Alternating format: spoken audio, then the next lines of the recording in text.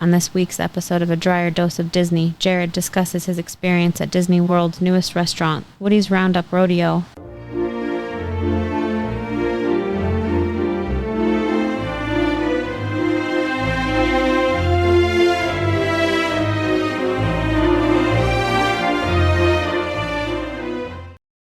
Welcome to this week's episode of A Drier Dose of Disney. I'm your host, Jared Dreyer, and today we are going to be talking about the newest restaurant at Disney World here in Orlando, specifically at Hollywood Studios, and that is Woody's Round Up Rodeo BBQ. And this is a new restaurant that just opened a little bit more than a month ago from when we're recording this.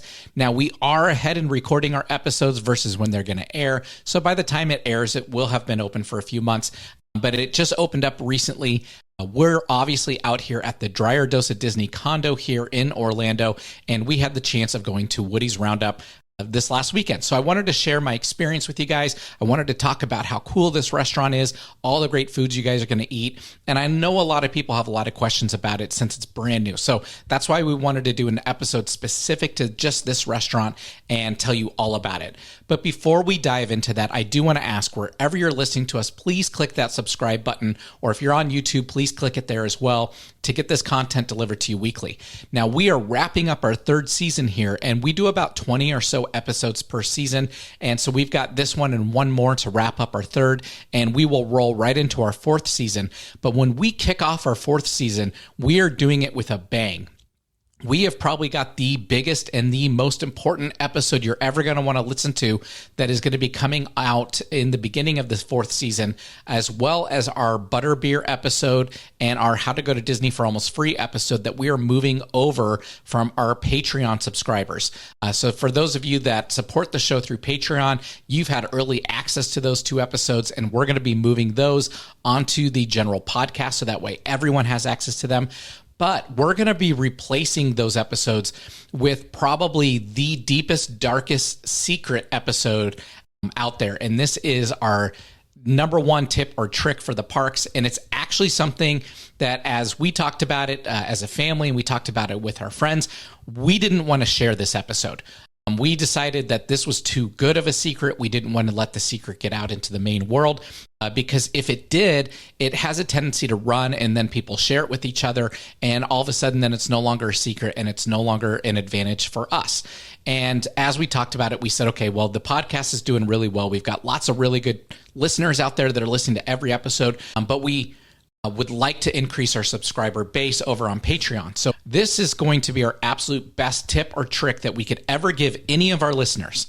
And it's the best way to skip all the lines at Disney and for free. So we're going to be putting that out there for our Patreon subscribers only, and it will only ever be available to them. So you will have to become a subscriber at Patreon to get that secret, but that will be coming in the next few weeks here.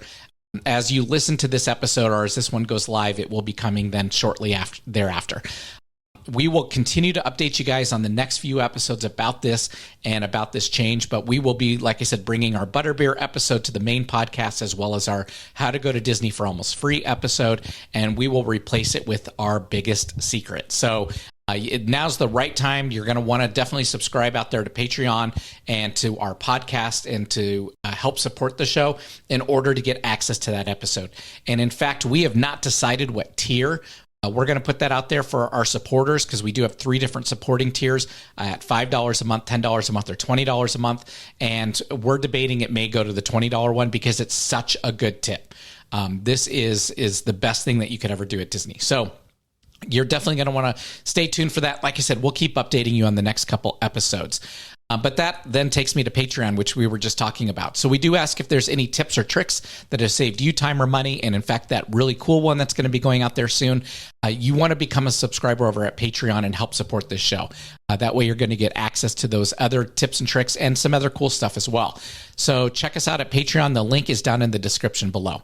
And then as you can see, we are today filming in the Drier Dose of Disney condo still. We are in our second guest room here. This is a queen bed behind me. This is our black and white Disney room. We've got some really cool things in here. You probably saw it on another episode, but we love this room. It is very modern. It is very cool. It's got some great Disney stuff. You can see the picture by Greg McCullough in the background over there. That's an actual charcoal sketch that he then produced, and then we purchased it and put it into our condo here because it matches our motif in this room, which is a lot of black, whites, and grays. So very cool place to be. You can stay at our condo. The links for both Vrbo and Airbnb are in the description below as well. But this is where I'm working from for the few weeks that we're here during the summer and not only recording the podcast, but I also do work for a credit union. And so I'm working from this same bedroom as well. And so this has been a great time. It's been a great setup for us here. And I figured, hey, let's just start recording some podcasts from here as well. So you'll see me sitting in this spot for the next couple podcasts until we head back to Denver. And then from there, I'll start recording back in my normal office. And then the last thing before we dive into this week's episode and we talk about Woody's Round Up Rodeo BBQ is I am wearing this really cool new shirt from Tommy Bahama. Again, they are not a sponsor of the show. I'm in no way affiliated with Tommy Bahama, but I did pick up this shirt over at Disney Springs a couple weeks ago when we had some family in town. And this is my new Haunted Mansion shirt, which this is right coinciding with the release of the Haunted Mansion movie. Like I said, we do record these in advance. So when you're watching this, that movie's coming out summer of 2023. It will be released in about the next week or two from when I'm recording this. But this is a really cool new Disney parks and attraction shirt that Tommy Bahama put out for the Haunted Mansion. And, it's pretty subtle. You can see up here on my shoulder like Madame Leota, and then you got the hitchhiking ghost across the middle. It's just a great shirt. I absolutely love the Haunted Mansion. It's one of my top favorite rides. And that is actually going to be an episode that we're going to be bringing you guys here shortly, or what are the best rides at each of the parks. So you're definitely going to want to subscribe again and tune in. But let's talk today about Woody's Round Up Rodeo BBQ. And if you've listened to any of my other episodes about food, because we do talk about food a lot, my wife and I are foodies. That's our highlight of going to the parks, is trying all the different foods and cuisines. I absolutely love barbecue. You guys know that I talk about that all the time. So I was really excited to go to Woody's Roundup and to go try the food over there. Now, I will say that this restaurant is very difficult to get reservations for.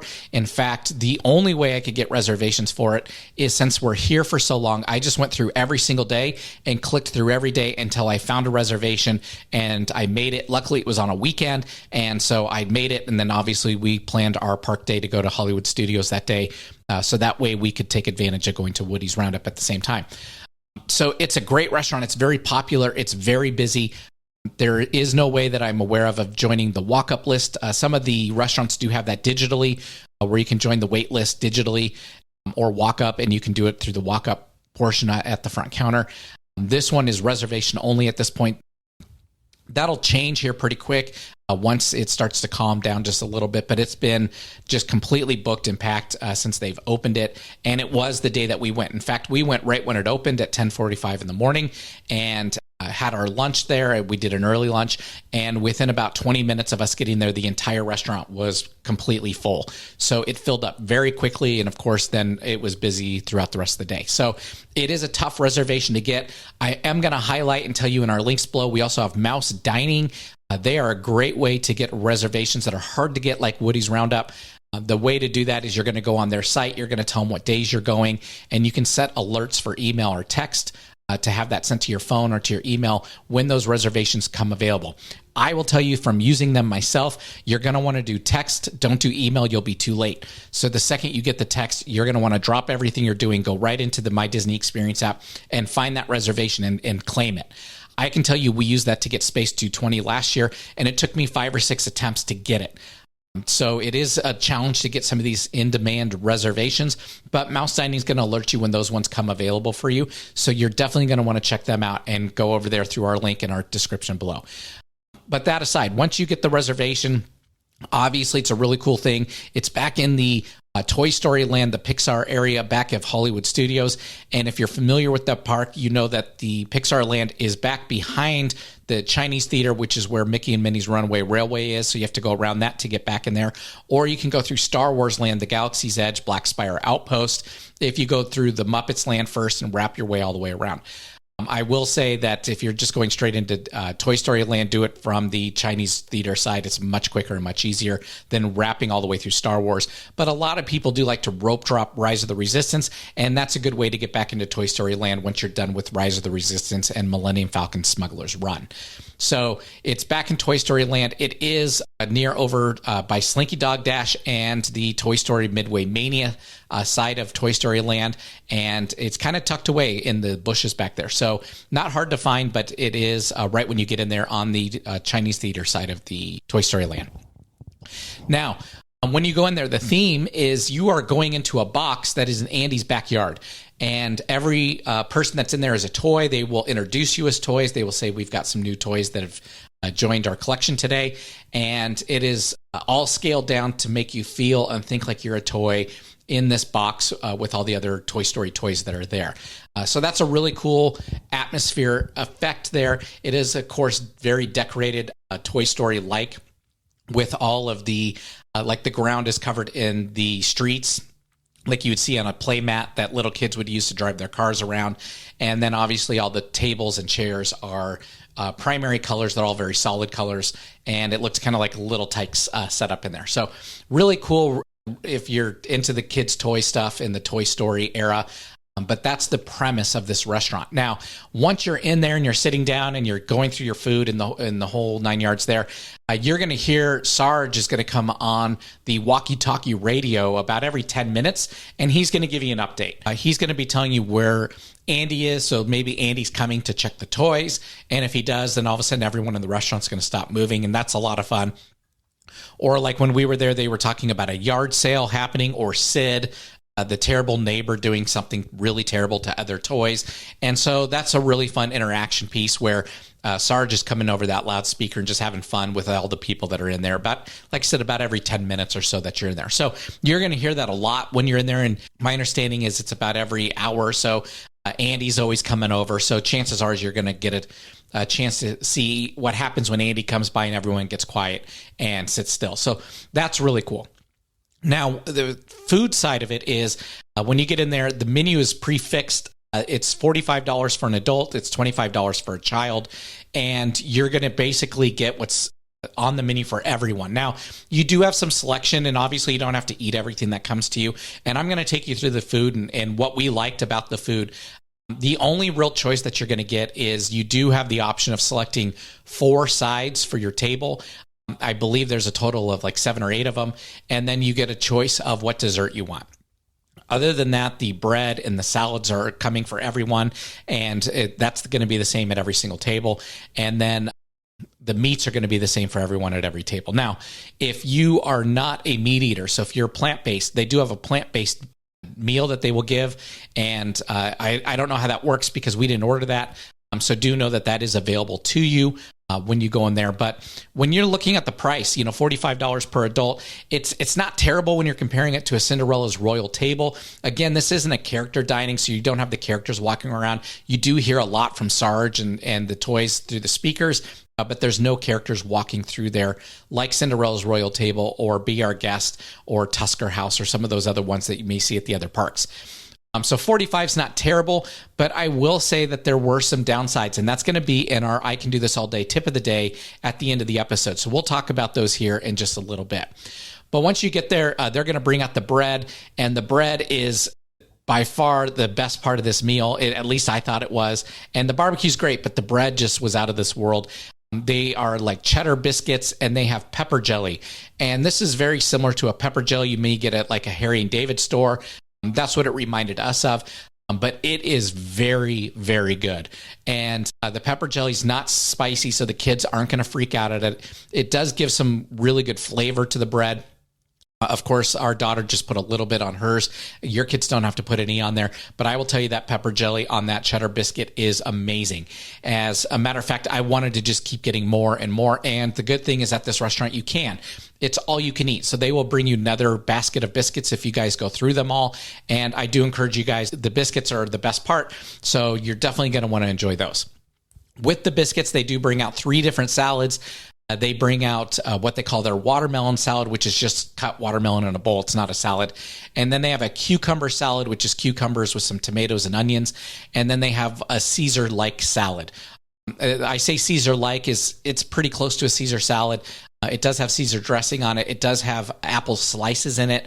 Sometimes Caesar comes with obviously shaved Parmesan, but usually it comes with sometimes walnuts or other things. This one has sliced apples on it. They're all really good. We enjoyed, obviously, the Caesar salad more than the other two. My daughter liked the watermelon. She thought that was great. Most kids would. So, those are your first course starting out. Once you get through those, and try not to fill up because you still have 2 more courses to go, you're going to now get your huge platter of barbecue. And this one is amazing. It's got so many great foods on it. So it's got beef brisket. That was my favorite. I thought that was amazing. It's got ribs, which were my wife's favorite. Those were really good as well. Those are pre-sauced, so do know that they're a little bit messy to eat. But the sauce on them is great, and it's something that everyone's going to like. It's not too strong in one flavor or another, but the ribs are great. It comes with a lot of rotisserie chicken in there, which was my daughter's favorite. So between the 3 of us, we each liked a different meat more than the others, which actually made sharing really easy because once we tried them all, we just kind of stuck to the ones that we liked the most. And then it also has a sausage, and by sausage, I mean this is not like a big kielbasa or a bratwurst. This is a little bit smaller, but it's wound on a toothpick and speared on there. And that was also really good. So I encourage you to try all 4 of the different meats and enjoy those. They do say that they're smoked. I can tell you, because I love barbecue, I have a smoker, a Traeger at home, and I use it all the time. These are not your typical smoked meats. These are definitely 100% cooked in an oven, with the exception of the chicken, which I can guarantee you is on a rotisserie. But the rest of the meats are cooked in an oven that does have maybe some wood burning element in there. But obviously, to control the temperature and to make mass quantities of food like they need to, they are doing it in a traditional oven. So when you look at the meat, typically from a smoker, you're going to get a smoke ring. It's going to be a little bit pinker in the center, especially your poultry turns really pink. In this case, the chicken's white. It's done on a rotisserie, like I said. The brisket and the ribs are cooked all the way through, and there is no smoke ring, and they have very little smoke flavor.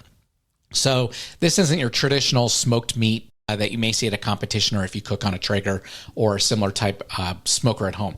So, but the meats were all fantastic. You do have 3 sauces to choose from. They do have a classic, they have a sweet, and they have a spicy. I will say the spicy is not that spicy. The classic is really tangy, and then the sweet obviously has a load of brown sugar in it, and it's really good. So that was the one that I preferred, as well as my daughter was the sweet one. My wife said the sweet and the classic were both good, so she went back and forth between those. The meat, again, they'll keep bringing you as much as you like, so keep enjoying it and keep sharing it and try all the different meats. You do get to pick 4 sides. The 4 that we picked were the baked beans, the mac and cheese with goldfish crumbles, the loaded tots, and the fried pickles. And I can tell you that these were all good. And I'll say the baked beans were okay. They weren't your traditional molasses and brown sugar based baked beans. These are more basic than that. So they were just okay. The mac and cheese with the goldfish crumbs was amazing. That was probably the best side that we had that day. The loaded tots, those were okay. They definitely needed a lot more sauce on them. It's like they put a bowl full of tater tots and then they just drizzled some sauce across the top, almost as if it was in a squeeze bottle, like a ketchup bottle, and they just, put it on the top. It definitely needed to be ladled on, and you could put a lot more on there, but they were okay. And then the fried pickles, my wife loves fried pickles, so we made sure to get those. And she said they were really crispy. She said they were really cool in the center, so that was kind of a pleasant surprise for her to have something crispy, but yet cool. And she said they were really good. Now, for me, I try to watch my fried food intake, and the reason is it gives me a stomach ache. So I didn't eat any fried pickles myself, but my wife did, and my daughter did, and they said that they were really good and very comparable to other fried pickles. They are the full spears. They are not the coin-sized ones where they fry them that way. So it is a full spear. We've talked the barbecue. We've talked the sauces. Finally, that'll bring you to the desserts. And again, they have a handful of desserts out there. They have blueberry lemon cheesecake, which is one of the ones we got, chocolate silk, which we got, and the apple pie, which we got. They also have like a strawberry lemon one that's plant-based. We did not try that. We've not had the best luck with plant-based foods at the Disney parks. especially over at Cinderella's Royal Table. So I tell you to avoid that one. It's an espresso thing, and my wife loves coffee, so she thought she would try it, and it was terrible. But then they also have Forky's Cupcake, which is for the little kids. And since our daughter's 12, she got the chocolate silk, and so we didn't get the cupcake either, so we didn't get to try that. But between the three, I will say the blueberry lemon cheesecake was phenomenal. Know that these desserts are small. They do come in a very small jar, like a small baby food size jar. And the waiter did tell us that when we were getting to that last course, because we were getting pretty full. And he said, don't worry, the desserts are really small. So like I said, they're about the size of baby food in their own little jar. But the blueberry lemon cheesecake was phenomenal. My wife and I agreed that was the best one. My daughter did get chocolate silk. She said that one was her favorite. It is very, very strong chocolate. It's very sweet to the point where it's almost overbearing. So I had a bite of that one. I liked it. Chocolate's not my go-to. Usually a cheesecake or a fruit-based one like the apple pie is something I would go to first. But the chocolate silk was good. She loved it. And then the apple pie we got, and it was really good as well. I just think the blueberry lemon cheesecake takes the edge and did better. But that apple pie is finely diced apples in there, and of course, like a cinnamon syrup type thing. And that one was awesome as well. So all three are really good. So at the end of the day, we left definitely fat and happy. We were full. In fact, for the rest of the day, we didn't eat much of anything else just because it's all you can eat. And we ate all that we could before leaving there. So for today's I Can Do This All Day tip of the day, I do want to take you through the two little downsides that we saw when we went to this restaurant. And these aren't major, but these were worth calling out and just pointing out to all of the listeners that are out there, especially if you're like us. Being a family of three, we're a little bit smaller of a family, and I'm trying to, at the same time of being at Disney and walking all these days, I'm trying to lose a little bit of weight, so I'm trying to watch when I'm eating a little bit, and, with my wife and daughter, they don't eat a ton. So the first thing was, obviously, this was a ton of food. It was more than we could eat. We had a couple biscuits left over. Obviously, we had salad left over. We had some meats left over. We did eat all the desserts, but we had plenty of sides left over, including the mac and cheese, which was awesome, just because we couldn't eat it all. 3 people couldn't finish it. Now, if we had a 4th person at our table, maybe most of it would be gone. But at this point, we couldn't finish it. So I did ask, because this is our first serving. We never asked for anything additional. If we could have a box to take home the items we did not eat, because I don't like to see food go to waste. And I'll eat those during the week while I'm working from the condo. And they told us no. They said no, because this is an all-you-can-eat restaurant. We do not provide boxes for you to take. And I said, not even if we didn't even finish the first serving, the first portion. And they said, no, we don't do that. So I was a little disappointed in that. I get it. And that's their policy. And that's probably the same at Tusker House or Crystal Palace or some of these other ones that are all you can eat, Liberty Tree Tavern. But when you're looking at it from our perspective of, okay, this was $45 a person, we're up to about almost $140 for this meal. At this point, just walking in the door, I would like to take home the meats that we didn't get a chance to eat. They wouldn't do it. So that was the one downside. So do know that going into it. So stuff yourself, eat as much as you can, request more, keep going, but no, you're not going to be able to get a box to take anything home. The second disadvantage is, you guys know we're annual pass holders, and we also have the Chase Disney card. And there's a link for that down below, where the Chase Disney card is going to save you some money when you go to the parks. That's in all of our money saving episodes as well. But being an annual pass holder, we normally get a discount using that. And I asked about both, and he said, no, we're not accepting any of those discounts at this point in time. And that really threw me for a loop. I was really shocked that they didn't take either of those discounts. And I asked why not, and he said, we're not equipped to do so. I don't know what that means. I don't know.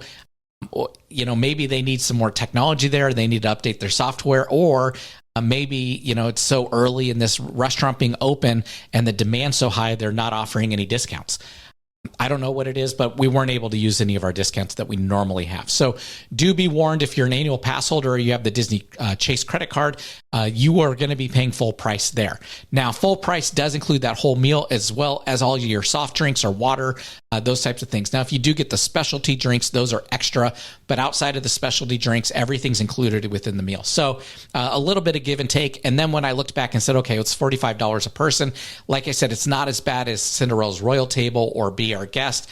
that are up at $59 per person. So it's about 14 less, and that's offsetting the discount there just a little bit. So I at least walked away feeling good about the food was fantastic, especially those biscuits with the pepper jelly and then the meats and then the desserts. Everything was really good. We had a great time. We really enjoyed it. We probably will go back, but I was a little disappointed I couldn't use my annual pass discount there. So with that, we wish you guys a magical week as you are planning your next vacation. We hope that this information helps you secure a reservation at Woody's Round Up Rodeo BBQ and that you have a great time on your next vacation to Disney World. Next week, we are going to talk about Icon Park in Orlando. And if you don't know what that is, you'll definitely want to tune in because this is something you can do that is not theme park related. That's a lot of fun and has a lot of cool stuff over there. And we just did it a couple weekends ago. And so I wanted to share our experience and the things that we saw there and what we liked and what we didn't like as well, so that you guys have a chance. If you have a down day and you don't want to do the parks, you can go check out Icon Park. And it's like I said, though it's called Icon Park, it's not a theme park. It's a actual like shopping center. So a lot of cool things to do over there. And we'll talk about that on our next episode as we wrap up season number 3. So we'll talk to you next time. Bye-bye.